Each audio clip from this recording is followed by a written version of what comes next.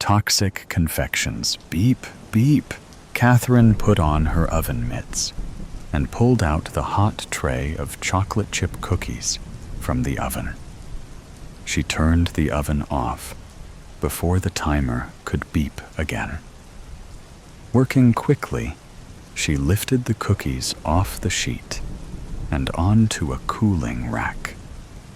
She cleaned as she went, making sure not to leave any crumbs on the counter or any dirty dishes out. Brendan would be coming home shortly, and she wanted everything to be perfect. She had gone out earlier to buy a large brown rug for the living room and situated it underneath the coffee table. She had seen rugs used in the movies. She was careful to use cash, as she didn't want the purchase on her credit card. Catherine hoped he wouldn't notice the new rug right away, but if he did, she'd just tell him she wanted to spruce the place up a bit, which she rarely ever got to do. Their home was always so clean and welcoming, though. Nothing was ever out of place. Brendan's friends loved coming over here for football Sundays. She would shower them with snacks, beer, and witty commentary as she portrayed herself as the perfect housewife. She checked the clock. 3:44 p.m. He would be getting home in less than half an hour. Her breathing quickened, and her heart starting beating hard against her chest. She'd been meticulously planning this for weeks, and now it was only 20 mins away from happening. If this doesn't work, I'm dead. This needs to work. She had gone to the library and read through too many books to get this wrong. Everything, down to the measurements she needed. And the phone rang, interrupting her thoughts. Hello? Catherine slowly picked up the phone on the edge of the counter. She wasn't allowed to have a cell phone, so the only other option was a landline, which sucked because it had no caller ID, so she often had to deal with telemarketers. Hey, Kat. How are you? The familiar voice on the other end asked. Her sister was one of the only people in her life that still talked to her. Catherine had slowly pushed everyone else away over the last few years, becoming quite isolated. Hi, Becca. I'm good. How are you? How's Brian? The kids? She asked, trying to sound normal and hoping the answers would be quick so that she could get back to preparing for tonight. We're all great. I hope we can get together soon. It feels like I haven't seen you in ages. We need to go for dinner or drinks soon, Becca exclaimed. She always sounds so bubbly and happy. I wish I could be like that, Catherine thought to herself. Maybe one day soon.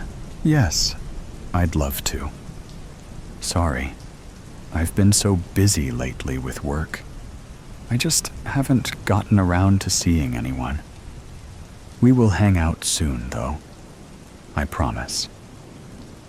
This was a lie. Catherine hadn't worked in 3 years, but she'd been lying for so long about it that changing her story now felt impossible. The truth was, she couldn't let her sister see the bruises and cuts that marked her body, the ones that showed up too often and were sometimes too hard to hide. A week ago, one of Catherine's old classmates from college had recognized her when she was at dinner with Brendan. A tall, attractive man she had known only because they had done a couple of group projects together in English class. She did her best to end the conversation quickly, feigning disinterest. But the damage was already done. The drive home that night was silent. But as soon as they got through the front door, Brendan screamed at her, accused her of cheating with this man, whose name she couldn't even remember. "You are such a whore. You open your legs for every man out there, don't you? Am I not good enough for you? Is that it? You think you can do better than me? No, I barely even know him." In between sobs, Catherine had tried to reassure him that nothing was going on. "I haven't spoken to him since college, and nothing ever happened between us." "Bullshit!" His fist hit her in the stomach first. When she keeled over in pain, he pushed her backwards into the wall. She fell onto the floor, and he continued kicking her in the legs, ribs, arms, anywhere but her face. He knew that wasn't so easily covered up like the rest. She put her arms up to protect herself, begging him to stop, and he eventually backed off, only to grab a glass from the cupboard and throw it at the wall just above her head. Before leaving the room, glass rained down, scraping her head and arms. A trickle of blood rolled down from her forehead into the corner of her eye, blurring her vision. This wasn't the worst he'd ever done to her, but it still cut deep. The physical pain stung, but the emotional agony was far worse. How could the person she loved treat her like this? She lay there on the floor for an hour before forcing herself upright and cleaning up the broken glass. Brendan was already asleep, so she showered, bandaged herself up, changed into pajamas, and got into bed beside him, all the while planning her escape. Brendan was used to her forgiving him every time he had one of these episodes. He was very good at manipulating the situation to make her feel like it was all her fault. He would buy her flowers, tell her he didn't mean to hurt her, but that it wouldn't have happened if she hadn't entertained him, been so careless, left such a huge mess for him, etc. She was always the one who ended up apologizing. Little did he know, she had wanted to leave him for months, but was terrified that he may actually kill her if she tried. She was also always a little hopeful that he would change, because she did still love him, as much as she tried not to. After the last 3 times, though, she no longer cared if he changed or not. She needed to get herself out of this permanently. "Kat, you there?" Becca's voice startled her back to the present. "Sorry. Yes, I'm here. Just distracted. Still have so much to do before Brendan gets home. I don't want him to see this mess. Plus, I have to make dinner and do the laundry still. Can I call you tomorrow?" "Yeah, of course." Becca paused. "You know, he could be helping you with some of that, too. You shouldn't put so much pressure on yourself." She had never liked Brendan, had tried to convince Catherine not to marry him because she got a bad vibe from him. Too bad Catherine hadn't listened. I know. I'll talk to him. Love you. Bye. Love you too. Catherine hung up the phone and took a deep breath. Bending down, she reached under the sink, behind the garbage can, and pulled out the bottle of cyanide. Again, she poured a tablespoon of it into a teacup, then started boiling some water. She had decided on this method because she had read that it was clean, simple, and often used by housewives with horrible husbands. There would be no messy cleanup, and it was so easy to slip something into his food or drinks without being detected. One thing he did appreciate about her was her cooking skills. She knew her way around a kitchen, and he always ate everything she made. She had mixed in a good amount of cyanide into the cookies, hoping he would eat a lot of them. But just in case, she would also be putting some in his tea, which would be waiting for him on the coffee table when he got home, next to a plate of cookies. If he offered her some, she had planned on her excuse being that she had already eaten one, and that was enough. Brendan liked her skinny, and often commented on how much she ate, so he would understand. Just as she finished mixing the cream and sugar into his tea, she heard the sound of Brendan's tires crunching gravel on the driveway.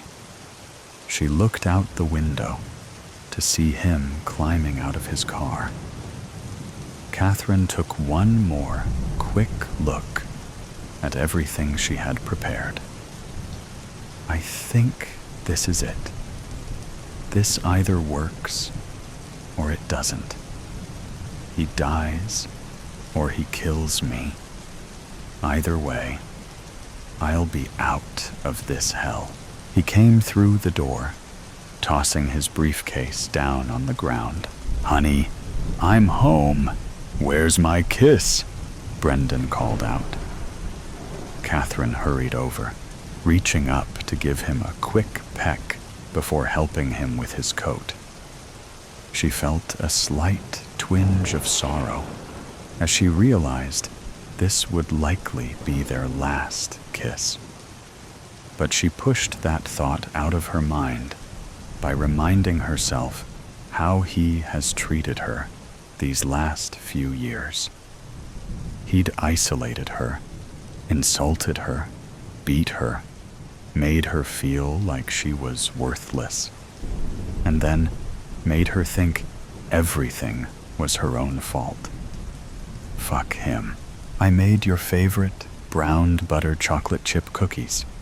Come have a seat, she offered, putting on a big, fake smile as she hung his coat on the coat rack. Great. I'm starving. I had a rough day at work today, he said, taking a seat on the couch. She noticed he didn't say thank you, as though this kind of greeting was just expected of her and warranted no appreciation.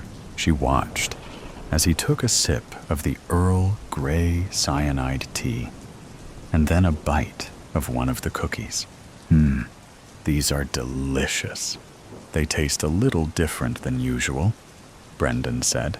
Yeah, I tried something a little different today. Catherine smiled at him. It's good. Hey, is this a new rug? He finally noticed, taking in the brown, patterned, synthetic fiber rug below his feet. Catherine's heart jumped, but she remained calm. She had prepared for this. "Yeah, I saw it today and thought it would look perfect in our living room. And later, you'll look perfect, all rolled up in it," she thought to herself, holding back a smirk. Well, I think a gray rug would have been better. We will have to pick out a nicer one this weekend. Nice effort, though." He finished one cookie and started on another, taking a sip of tea in between. So condescending. I can't wait till he shuts up for good. "Okay, baby," she said, turning around and heading into the kitchen so he couldn't see her expression change to annoyance. Catherine pulled the water jug out of the fridge and poured herself a glass. Behind her, she heard Brendan cough and say, "I'm not feeling too well. Did you do something to these?" She turned around in time to watch him vomit on the new carpet and clutch his head. His head must be killing him by now. Headaches and vomiting are some of the first symptoms of cyanide poisoning. He laid his head back on the couch, dazed. I'll have to make sure he doesn't leave any vomit on the couch, too. I really don't feel good. Call an ambulance, he begged, quietly.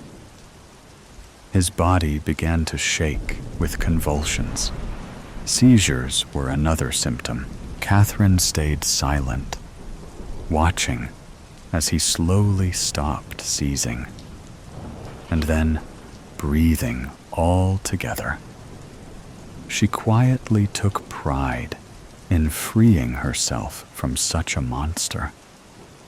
Someone who pretended to love her, only to hurt her more deeply than she'd ever been hurt, was truly monstrous in her eyes. She felt a wave of relief wash over her as she mourned the last 5 years of her life. No one should ever have to endure the kind of abuse she had. And now, he could never hurt her or anyone else ever again. Now, all that remained was to get rid of his body. A small smile tugged at her lip as she set to work. Do not step on the blue. Obsessions are insidious. They take root in the mind like a silent poison, creeping into every thought and distorting our perception of reality. They tug at us like an unseen current, pulling us away from the shore of reason, dragging us into dark waters where escape becomes a distant memory. Slowly, they drive us toward reckless decisions, choices that harm not only ourselves, but ripple outward, touching everyone we care about. Norman Sykes walked the coastal road, the sea stretching endlessly beside him. The soft murmur of the waves was a lullaby, hypnotic and soothing. As he passed a weathered sign, something stopped him.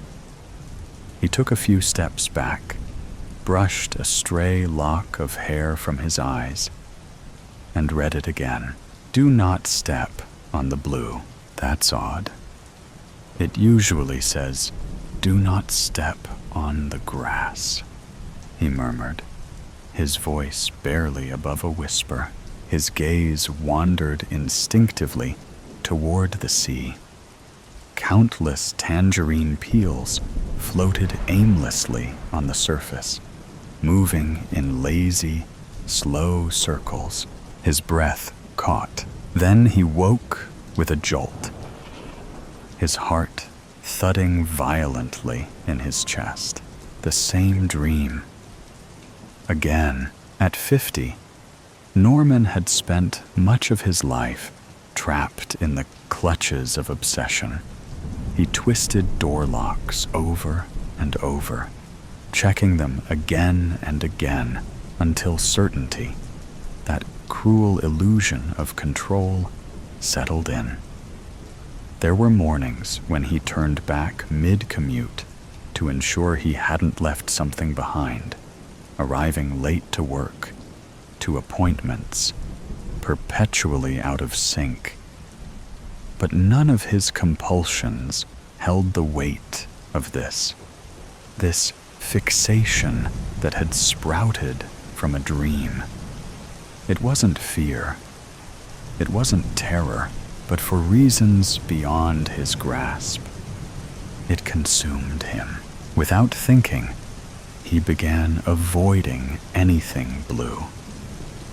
His favorite navy suit, long tucked in the back of the closet, was now hidden away. The blue blankets he once loved were packed into storage. He even took down paintings that had a hint of blue, as if erasing the color would free him. But the dream did not relent. One evening, as he mentally catalogued every trace of blue still clinging to his life, his eyes fell on his reflection. And there they were, his deep, piercing blue eyes staring back at him. Once they had drawn people in, captivated them. Now they repulsed him. A few hours later, Norman walked out of the ophthalmologist's office, his new black contact lenses hiding his gaze. He then bought a pair of brown-tinted sunglasses to dull the sky's unrelenting blue. It helped. A little. Blue was fading from his waking world, but it still haunted his dreams. The nightmares continued, night after night. One day, exhaustion took hold of him.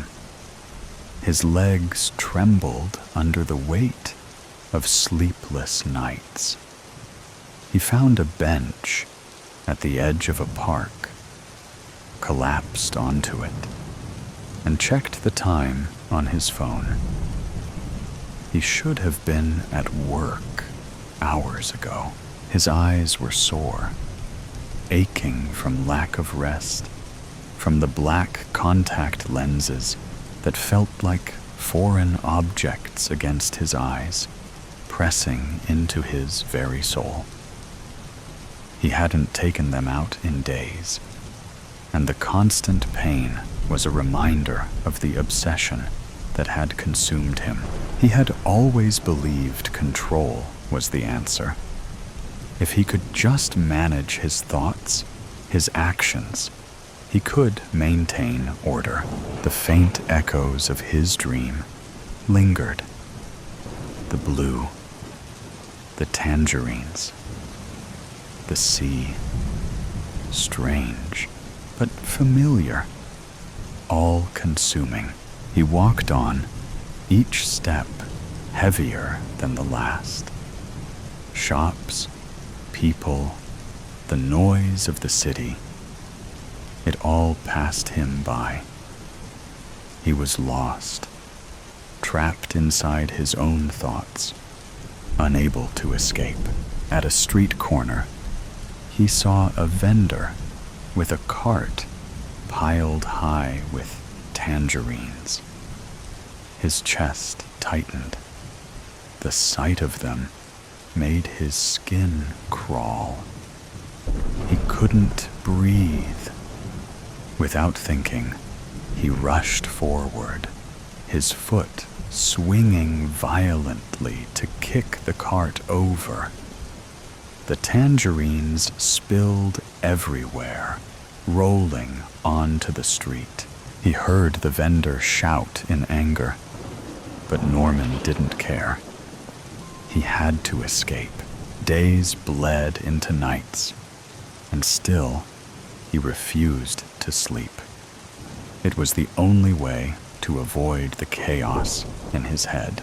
Then one morning, as he drove to work, exhaustion gnawed at him.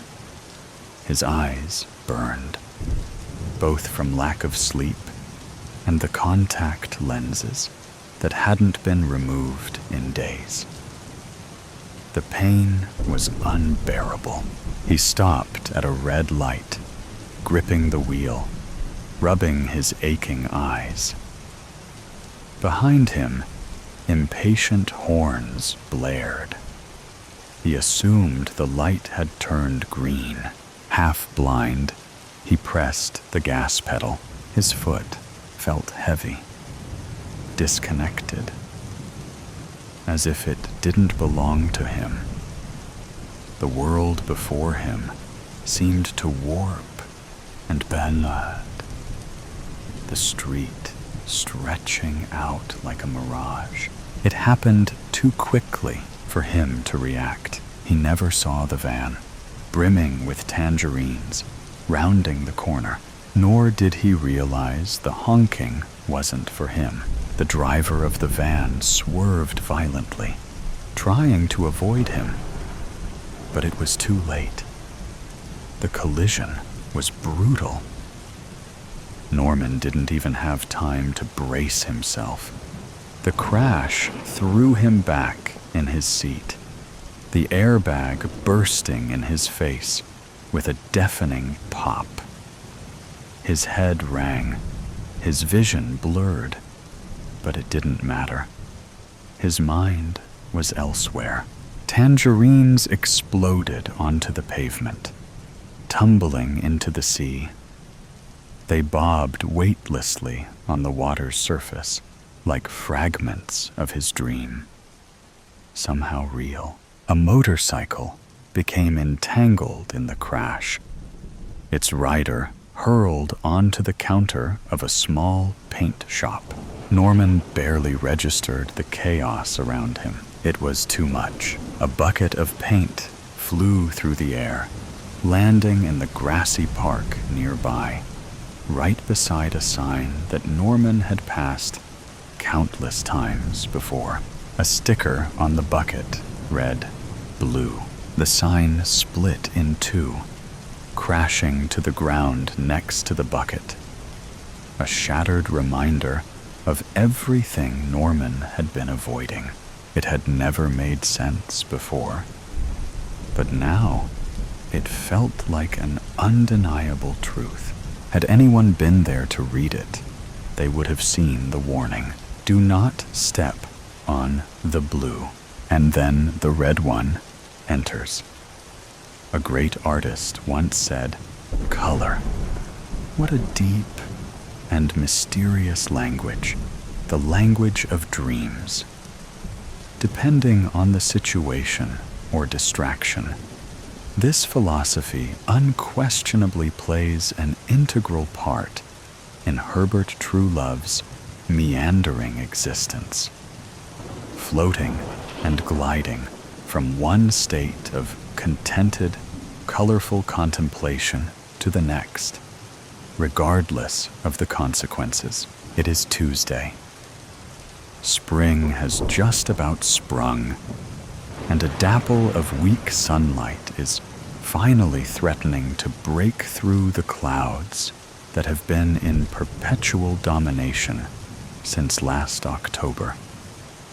At least it seems that way to Herb, who, as we speak, is in a daydream of sorts, caught between the grim reality of his humdrum day job and the fantastical scenes that his mind is playing out to him.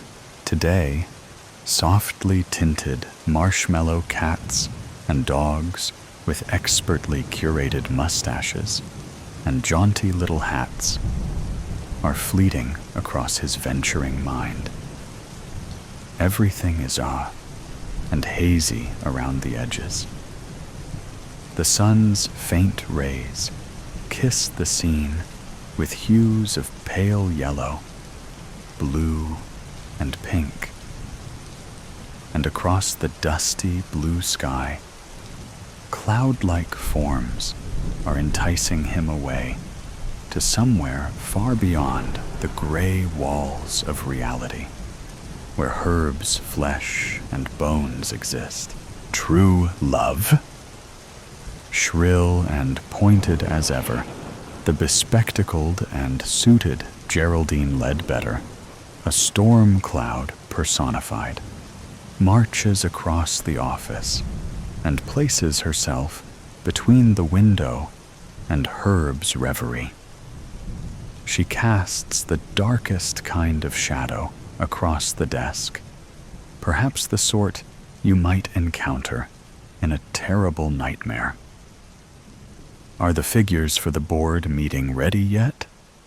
The words thunder reverberating in Herb's ears. But he is not easily fazed. Herb has learned that it is best to do whatever is asked of him. Herb knows that it's wise to keep his head down and complete his work to an adequate standard so that it attracts minimal attention. Herb knows where his mind would rather be. The mustachioed marshmallow cats and dogs saunter away towards the rapidly graying clouds, and Herb, rubbing his eyes, waggles the gray plastic mouse to motion his laptop back into life. "Half an hour," mutters Herb, as he adjusts himself to the reality that surrounds him. The cats and dogs disappearing into the cloudy horizon. His tired eyes flicker across the incomplete spreadsheet that occupies the screen. Conditional formatting highlights the cells that need to be completed in a garish, bright yellow. As Herb knows from bitter experience, the department heads are notoriously tardy in submitting their month-end figures, and this month is no exception, and that will include the projections for the second quarter. The dark outline of Geraldine Ledbetter demands rather than questions. Of course, around the edge of Geraldine's heavy form, Herb can see a butterfly hovering outside the window, its golden-tipped wings unusually early for the time of year, but splendid all the same as it flutters in the mid-morning light. On my desk by 11 sharp then. Then Geraldine, engulfed within her ominous cloud, rumbles back through the office and is gone. The light resumes its place on Herb's desk, and his pupils contract for a moment. As he refocuses, he watches the butterfly as it continues to dance outside the window, coaxing and tantalizing, almost coquettishly, if a butterfly could assume such a demeanor. "Hey, Herb, look at me." Herb runs his hand over his chin, catching the patch of stubble that he's missed during this morning's shave. The empty yellow cells blink at him. Herb is no fool, of course. He is something of a spreadsheet genius, and all the projections, graphs, and charts will update automatically as soon as he inputs the missing figures. He turns his attention away from the butterfly for a moment and flicks to his emails. Nothing. 5 department heads have still not submitted their figures. Herb detests having to chase them. They make him feel insignificant, as though they have more important things to think about than a few numbers. Numbers that you should bloody well know if you had any clue what you were doing, thinks Herb. The tapping at the window draws his attention away from the screen. The butterfly is still there, and in the distance, pink and blue, marshmallow, cats and dwarfs with mustaches and jaunty hats are bounding along the treetops. The butterfly poses enigmatically on a small branch that grows out of the old brickwork, stretching and twitching its outstretched wings. Herb is so overwhelmingly compelled by the creature that he moves cautiously round to the other side of the desk and crouches down, the thinning fabric of his trousers straining at the knees as he does so. The glass separates his nose from the butterfly by less than an inch. Over the hills and the meadows, golden yellow with rapeseed and sunflowers, far too early for the time of year, but glorious all the same.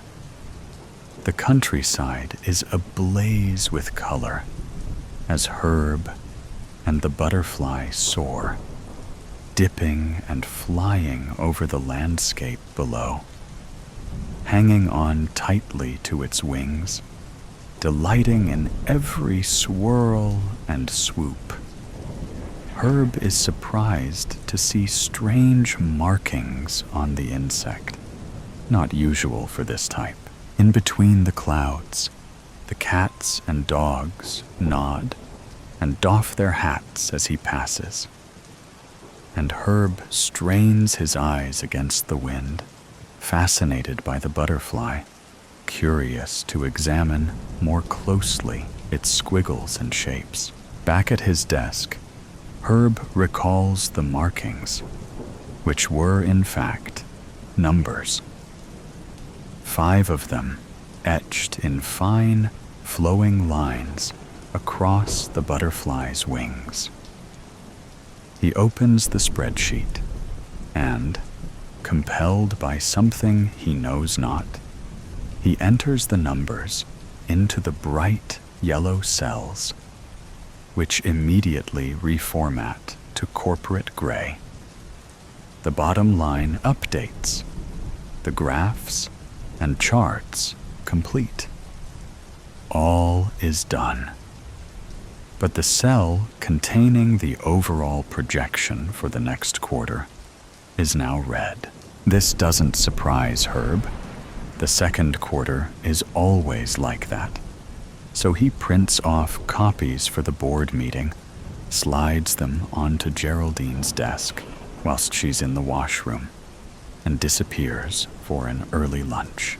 Outside, the sun has burned away the hazy cloud of earlier, and the day promises to be a little warmer than of late.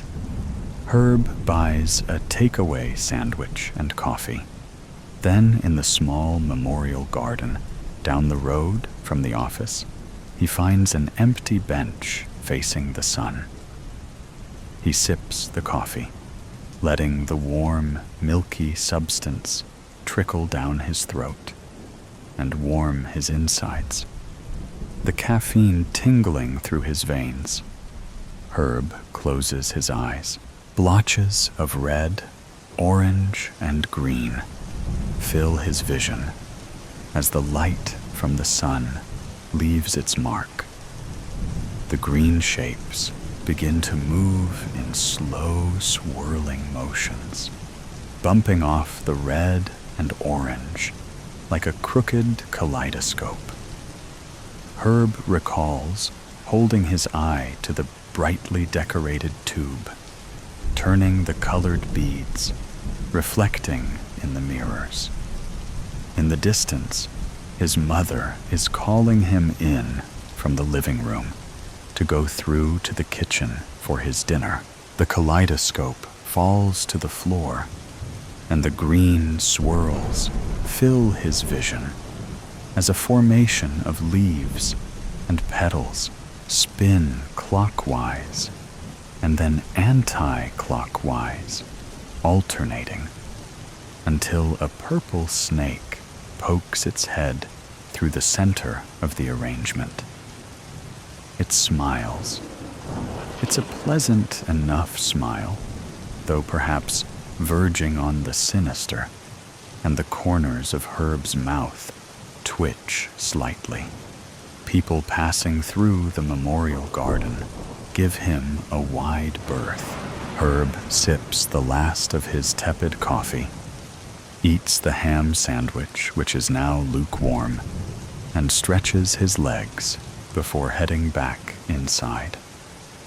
As he passes the office window, he checks his reflection.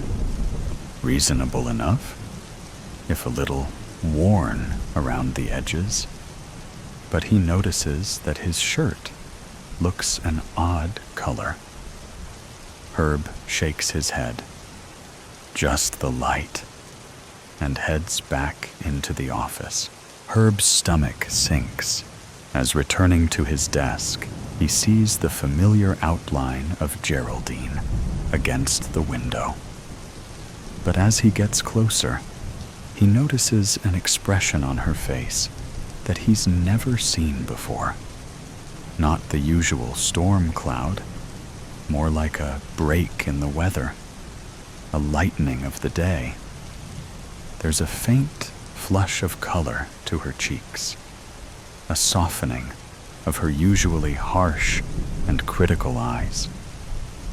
Her blouse, usually a nondescript department store shade of grayish beige, now seems to emit a slight hint of pink, not bright enough to be obvious, but just enough to make Herb look twice.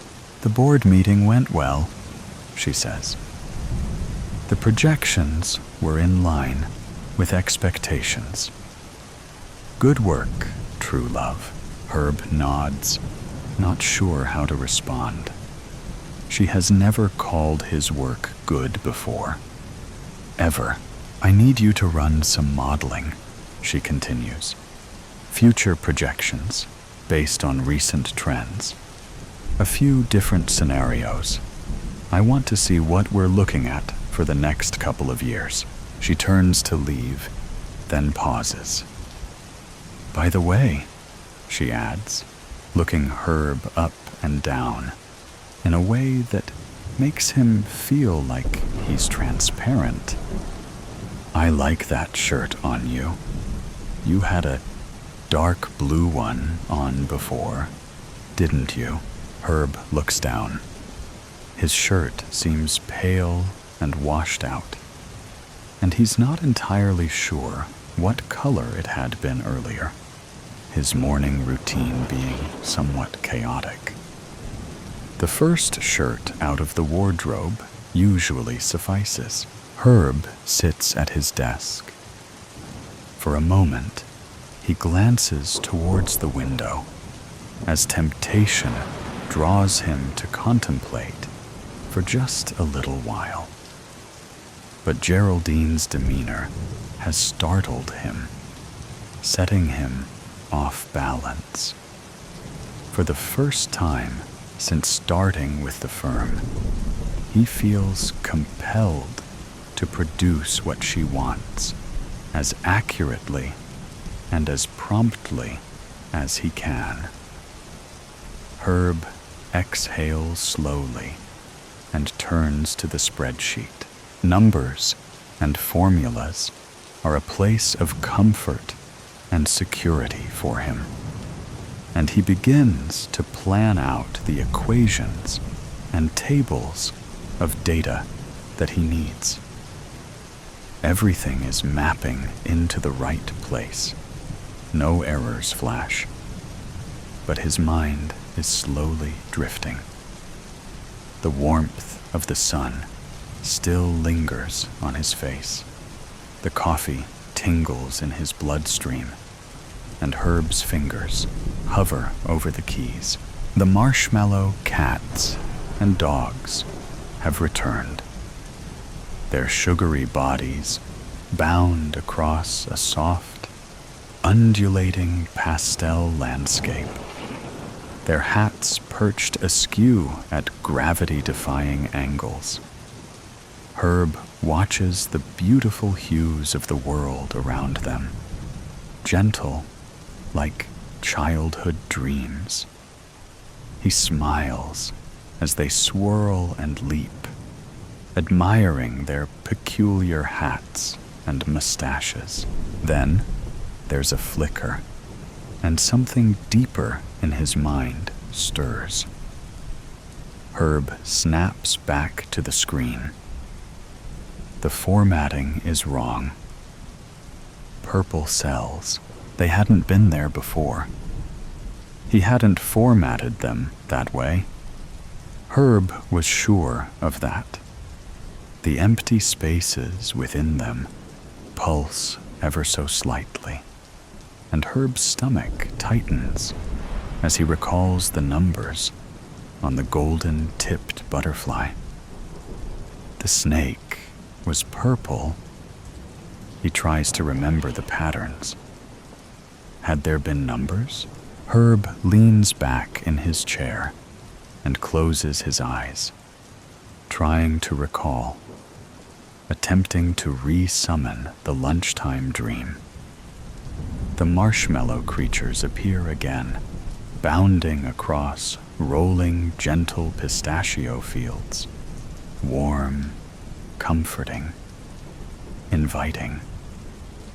But that's not what he needs right now. The snake had been different.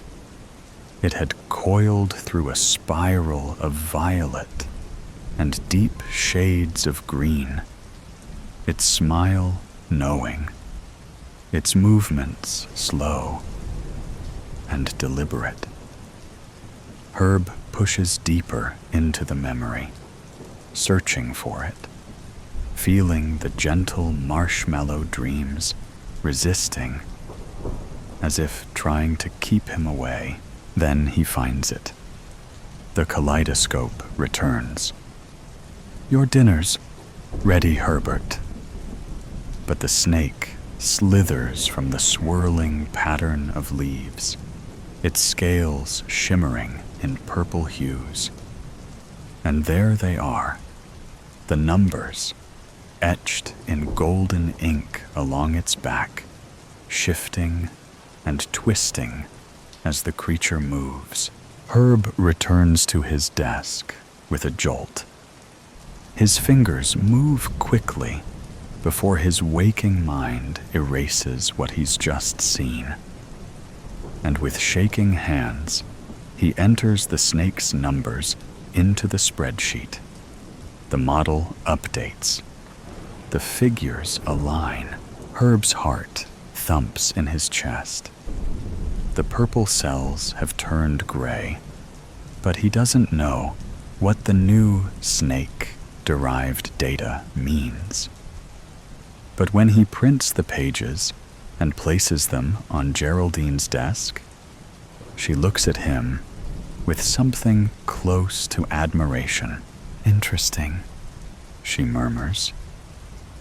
Geraldine chews her freshly painted lips as her eyes move across the sheets. "This changes things. Leave this with me, true love." Then a pause as she adjusts the chain of magenta beads that seem to have appeared around her neck. "Thank you." Later in the week, we find Herb reflecting on the events of the last couple of days. He's continually surprised and a little bewildered at the changes he sees in Geraldine's persona, gaining subtle hints of color in both her wardrobe and her demeanor. With every financial forecast or model that she requests, amidst wild daytime dreams, and flickering spreadsheets, Herb delivers the goods. He knows he's making a good impression, but his daytime reveries are changing, showing him things he's never seen before, and he isn't sure how he feels about that.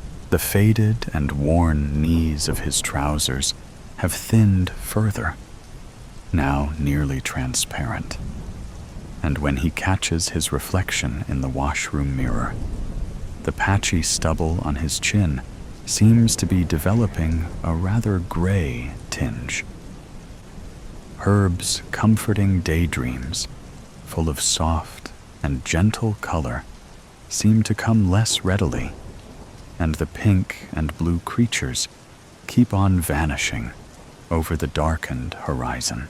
The spring that threatened to flourish just days earlier has retreated back into winter, and a bitter easterly wind whips around every building and street corner.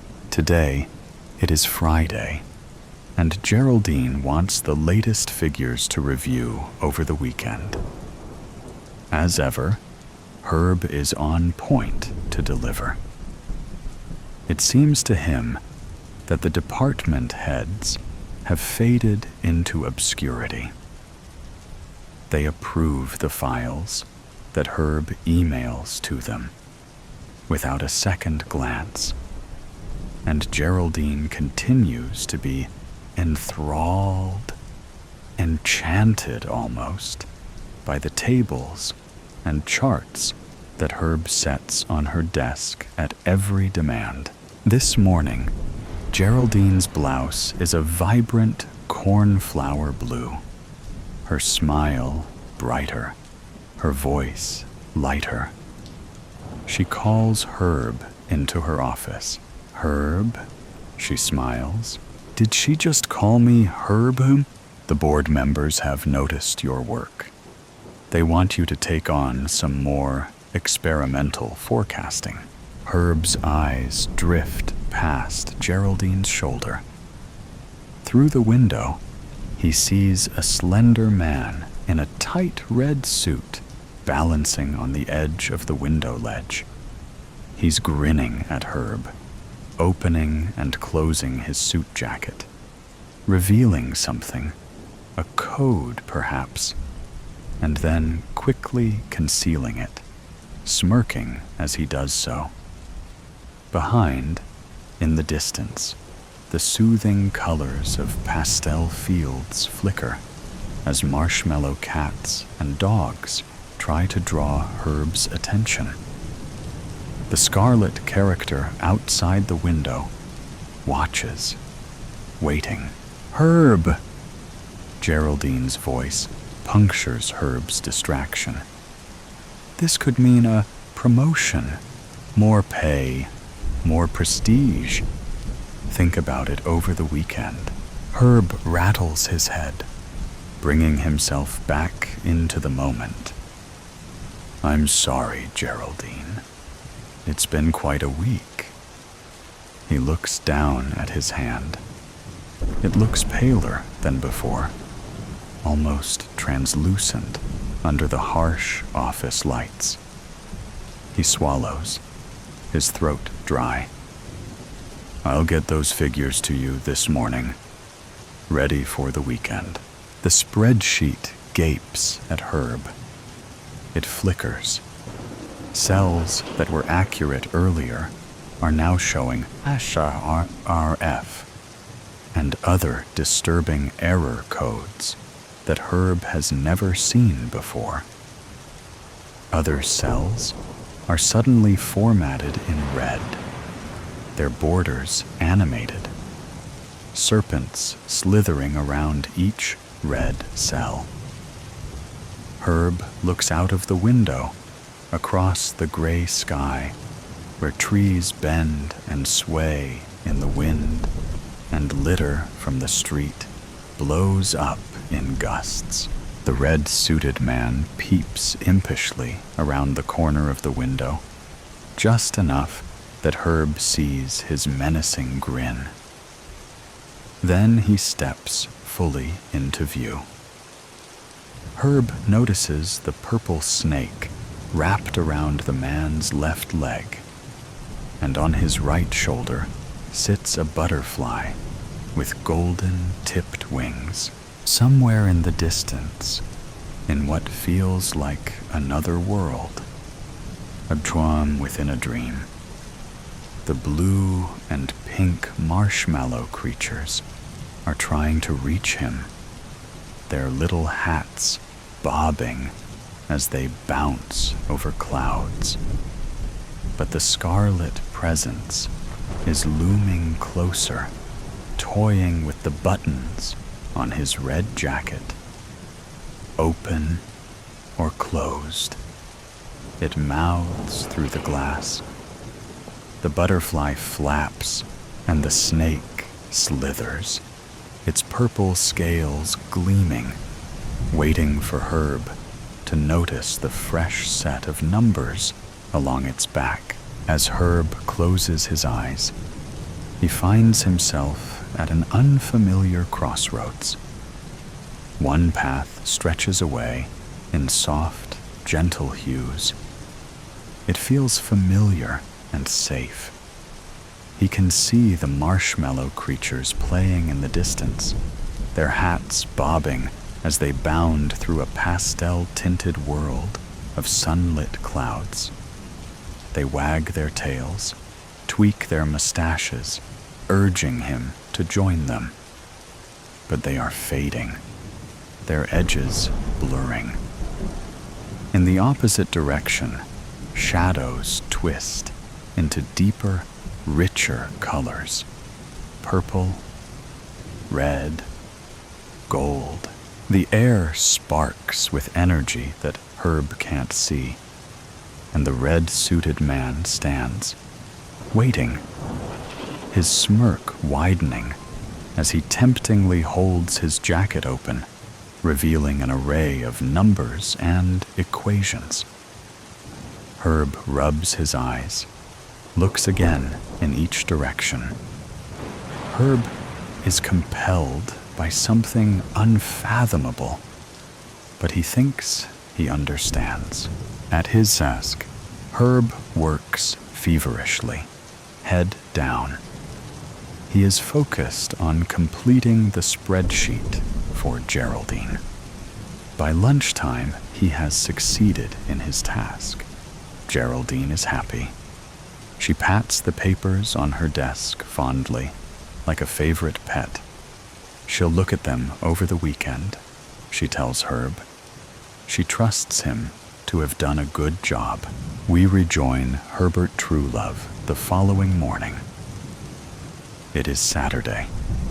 His tousled head emerges from beneath the bedclothes, and he greets the weekend with a yawn, blinking at the light creeping between the gap in his thin bedroom curtains. He has slept well, remarkably well, in fact. It has been the best night's sleep Herb has had in a very long time. The Enchanted Minds canvas.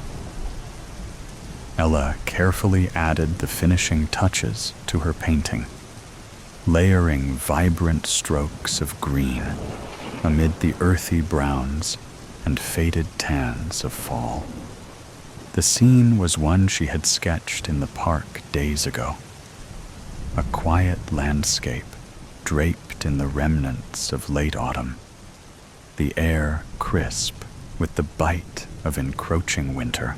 As her brush danced across the canvas, her mind drifted to the frozen pond she had sat across from, its surface resembling a sheet of shattered glass reflecting the pale autumn sky.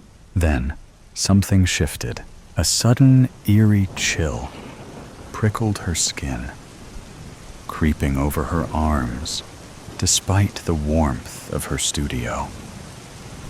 The faint scent of damp earth and decaying leaves filled her nose, so vivid it nearly overwhelmed her senses.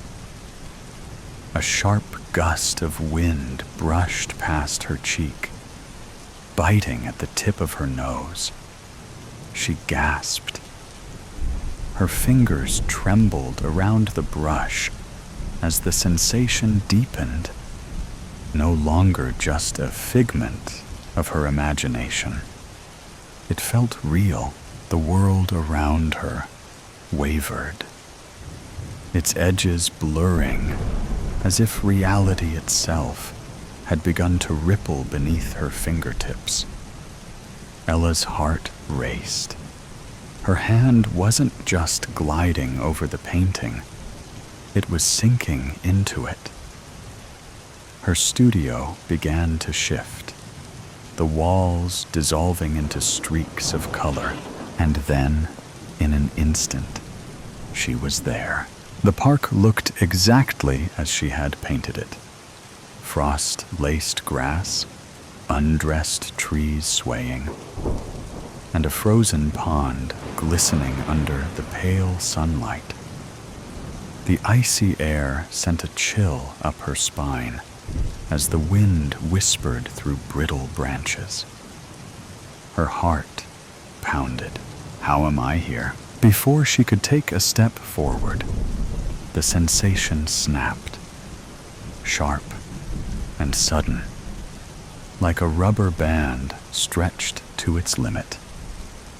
The world around her rushed past in a dizzying blur, and in the blink of an eye, she was yanked back to her studio.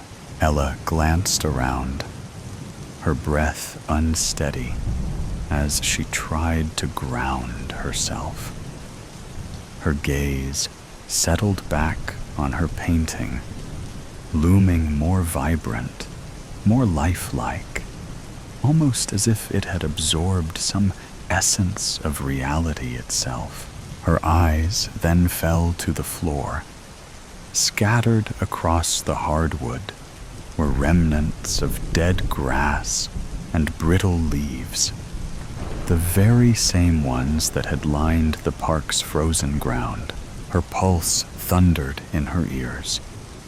Then, like a whisper from the past, a memory surfaced. One she had long convinced herself was nothing more than a dream. This had happened before. A few months after waking from her coma, she had felt the same eerie pull, like an inexplicable shift between worlds. But she had dismissed it, blaming it on the lingering haze of recovery, a mere figment of her imagination. But it wasn't just her imagination, was it? She had seen it happen, and more. It started subtly. Cats stretching, birds ruffling their feathers, shifting within the canvas. With each incident, her paintings became eerily lifelike, earning her recognition and eventually her own gallery exhibition. But this was different. This time, she hadn't just brought something to life. She had been pulled into it. A shiver ran down her spine. The cold from that autumn landscape still clinging to her bones. She turned back to the painting, a strange weight settling in her chest. Whatever was happening to her, it wasn't just art anymore. It was something deeper, something more powerful, and she had no idea how to control it. 5 years ago. Anxious and impatient, Ella paced the hospital, her walker tracing an endless figure 8 of corridors. She wanted out. She was bored, exhausted, and angry, tired of the constant checkups, the intrusive monitoring, the way doctors spoke about her as if she weren't in the room. Most of all, she was tired of feeling like the world had moved on without her. Her classmates had graduated, their social media filled with college acceptance letters, beach trips, and late-night adventures. Meanwhile, she was stuck here, relearning how to walk, how to hold a fork without her hands trembling, how to exist in a life that had been paused for a little over 6 months. For half a year, Elizabeth Ella Larson had been lost in a silent void, trapped in a coma she had no memory of falling into. One moment, she was on the bus ride home from a school field trip, laughing with her friends. The next, darkness. Her class's bus narrowly avoided a catastrophic collision with a tractor trailer. The truck driver, having fallen asleep at the wheel, veered into the bus's lane, forcing the driver to make a desperate maneuver to prevent disaster. While most students escaped with minor injuries, the incident took a more serious toll on a few. Tragically, the bus driver suffered a heart attack at the scene, and 2 students sustained severe head injuries, slipping into comas, Ella being one of them. When Ella woke, the piercing brightness of hospital lights and the rhythmic beeping of monitors shattered the stillness, as if time had paused. But the world hadn't waited for her. Her face was already all over social media, her story shared and reshared by curious classmates. Though her parents and hospital staff tried to shield her from the media, it was inevitable. Visiting friends posted selfies and status updates, ensuring her return wasn't just her own. Initially, the attention was overwhelming. Luckily, to Ella's relief, the novelty eventually faded. Only a few persistent reporters and social media diehards still sought a glimpse of the girl who emerged from a coma. Meanwhile, life resumed for everyone else, leaving Ella to realize she hadn't just lost 6 months. She had lost so much more: pep rallies, graduation, and spring break.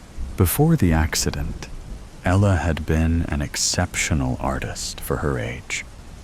She had spent years perfecting her craft, creating paintings so lifelike they seemed to breathe on the canvas.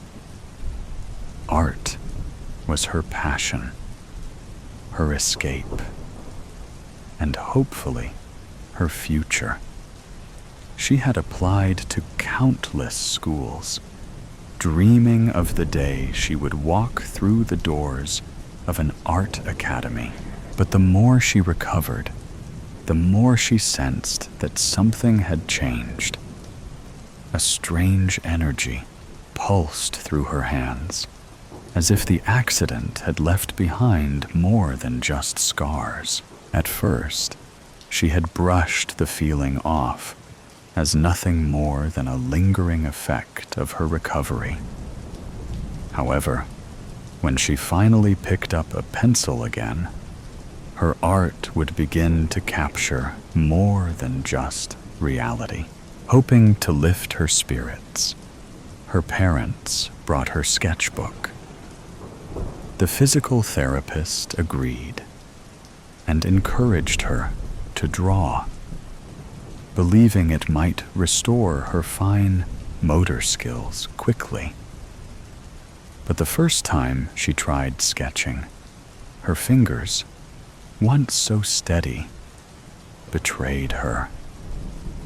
The once effortless strokes turned to jagged, clumsy lines. Chicken scratch from a toddler's hand. Frustrated and disheartened, she shoved the sketchbook aside and refused to touch it for days. Then, one afternoon, on impulse, she picked it up again. She began sketching the vase of flowers that sat on her hospital windowsill, a gift from her art teacher. The sunlight caught the delicate curve of a lily petal just right, making it the perfect subject to draw. As she sketched the details, a strange warmth spread through her fingertips. As Ella became completely immersed in her sketch, her mind wholly focused, the air around her began to shift. The scent of fresh lilies began to overwhelm her senses, far more intense than before. Startled, she looked up. Her breath caught. The real flowers had changed. The lilies that were half closed were now in full bloom, mirroring the one she had just finished drawing. Her sketchbook slipped from her hands, landing with a soft thud on the hospital bed. Ella stared at her fingers, watching as dust particles swirled in the afternoon light. Except they weren't just dust. The air around her shimmered, an iridescent glow clinging to her skin. She blinked, her heart pounding. It had to be a hallucination, a trick of her recovering mind, just a dream, she told herself, while her eyes were still fixated on her hands. Yet deep down, she knew the truth. Something within her had been unlocked. Awakened by the sun's warmth, Ella sat up, squinting against the bright light streaming through her bedroom window.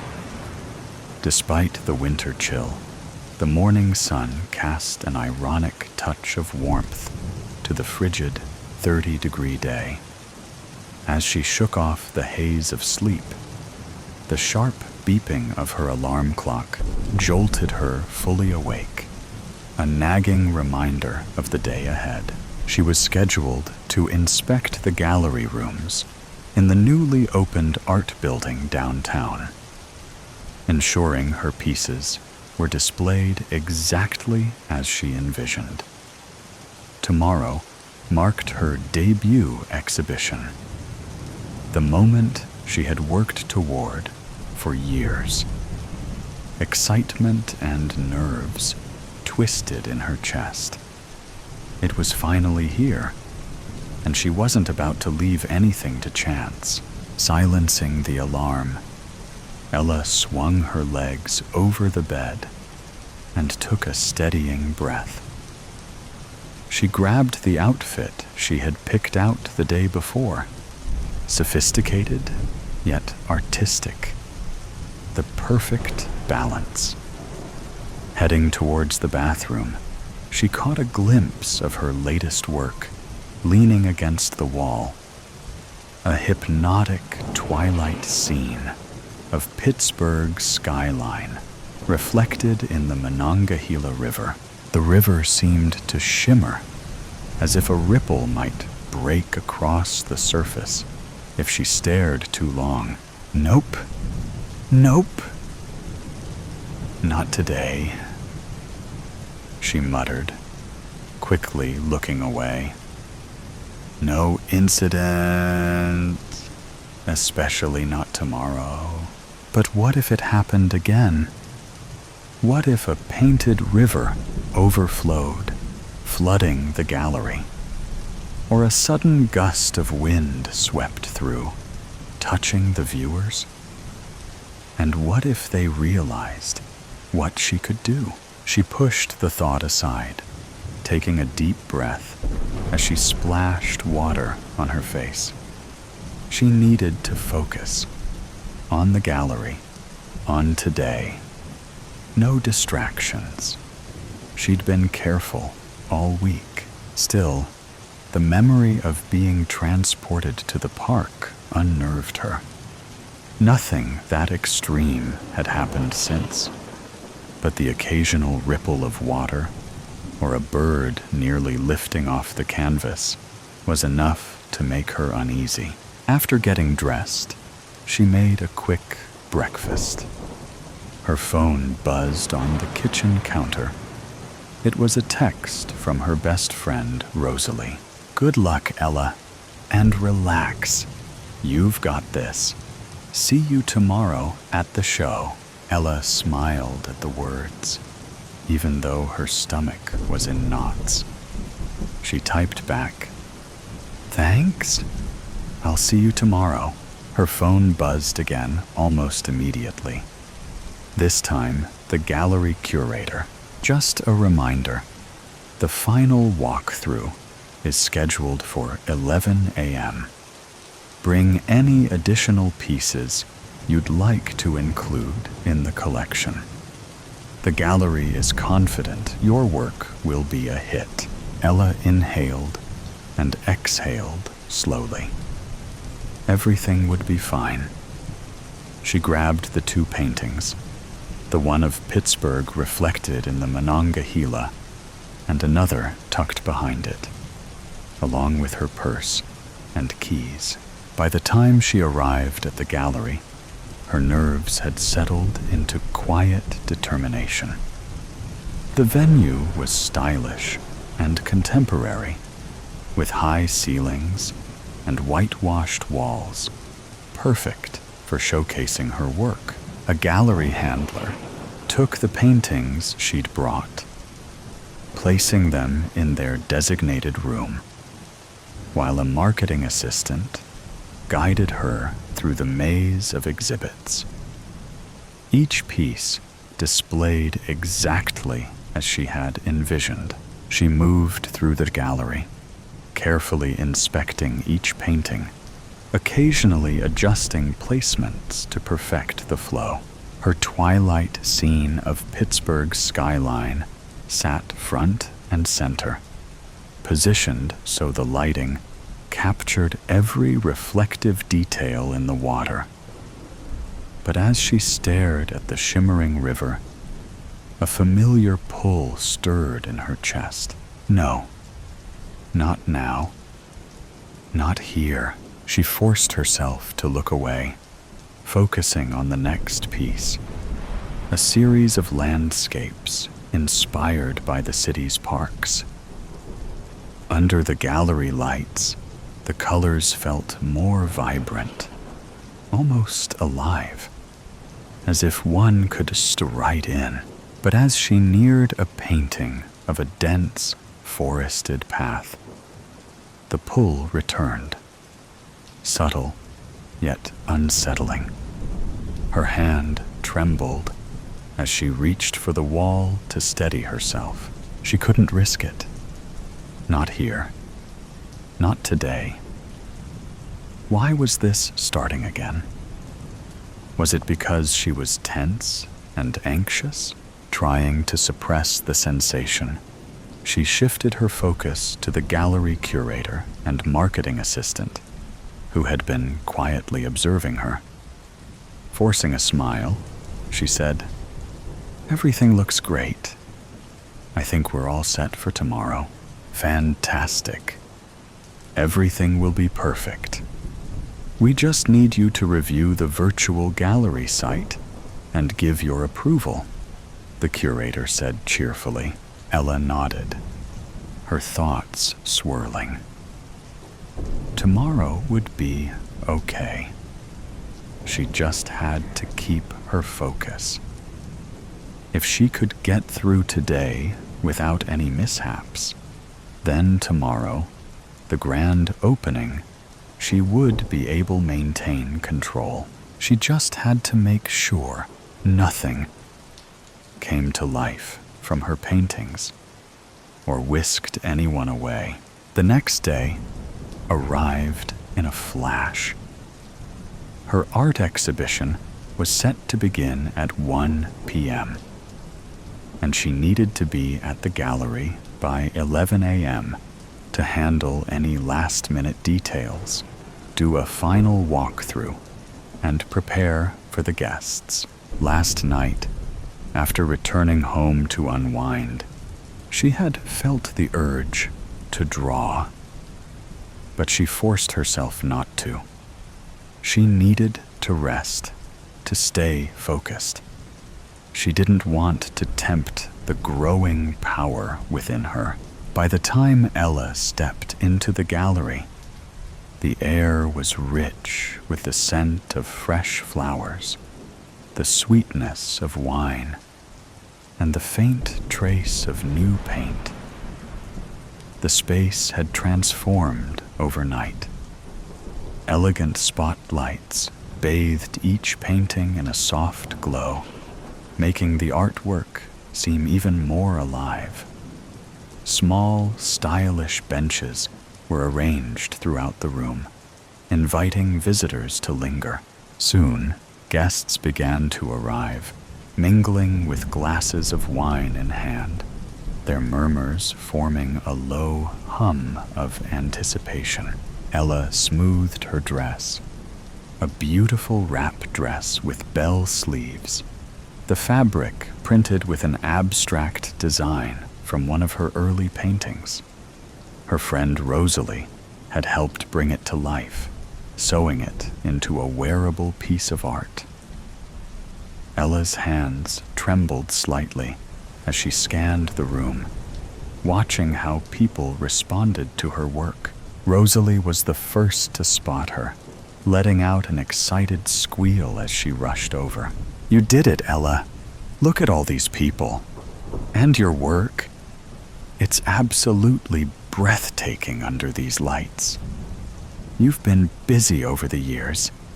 Just look at all these paintings." She squeezed Ella's arms, beaming. "How are you feeling?" Ella forced a smile, letting out a nervous chuckle. "Excited, nervous, and definitely a little terrified." Rosalie laughed reassuringly. "Totally normal. Just breathe, okay? This is the moment you've been waiting for. And it's happening."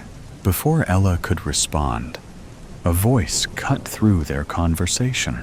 "Ella Larson." She turned to see a distinguished older man with long salt and pepper hair and sharp eyes behind wire-framed glasses. He extended a hand. "Hello, I'm George Morgan, art critic for the Tribune. I must say, your work is astonishing. There's a vibrancy and realism here that I rarely see in paintings these days." Ella's heart pounded against her ribs. "Thank you, Mr. Morgan. That means a lot." She smiled, trying to keep her nerves in check. His gaze lingered on the twilight of Pittsburgh painting. This one in particular. It's mesmerizing. It almost feels as though the water is truly moving. How did you achieve such a remarkable effect?" Ella swallowed hard. "Oh, I tend to get in a zone," she said with a small, nervous smile. "A lot of detail, layering, and finding the right mix of paint." Morgan nodded approvingly. "Enchanting, almost lifelike." As the critic moved on, Rosalie elbowed Ella subtly. "See? You're already impressing the media. Ella barely had time to absorb the moment before Dina, the gallery owner, approached with an eager expression. Ella, would you mind coming with me? The guests would love to hear a few words from you. Some are already interested in purchasing your work. Just a short welcome and a bit about your inspiration, okay? Ella's stomach clenched, but she nodded. This was part of the dream, right? Taking a deep breath, she followed Dina to a small platform at the center of the room. As the soft clinking of glasses faded and guests turned to face her, Dina introduced her. Ella steadied herself and took a deep breath. Hello, everyone. My name is Elizabeth Larson, but most people call me Ella. First, I want to thank Dina, the gallery owner, and Jessie, the curator, for giving my art the honor of being the first exhibit in this beautiful new space. And of course, thank you all for being here tonight. She continued her speech, her voice growing steadier with each word. When she finished, a soft round of applause filled the room. Ella exhaled, a wave of relief washing over her. But just as she stepped down, a ripple of movement caught her eye. The twilight river. The light against the canvas shimmered. The water within the painting trembled, as if stirred by a real breeze. Ella's breath hitched. No, not now. Please, not now. Panic surged through her, but she forced herself to focus, willing the movement to stop. Every ounce of concentration was poured into holding it still. Her heartbeat thundered in her ears. She clenched her fists, nails digging into her palms, grounding herself. Slowly, the movement faded. The river stilled. She exhaled, relief washing over her as she forced a smile, just as a guest approached with a compliment. Hold it together. Just a few more hours. But deep down, she knew the truth. Her abilities weren't just growing stronger. They were tied to her emotions. And she was losing control. Across the room, a guest murmured in disbelief. I could have sworn the cat's tail just wagged. Another gasp followed. Did that bird just fly to the other side of the canvas? Ella's stomach twisted. She needed to master her abilities fast.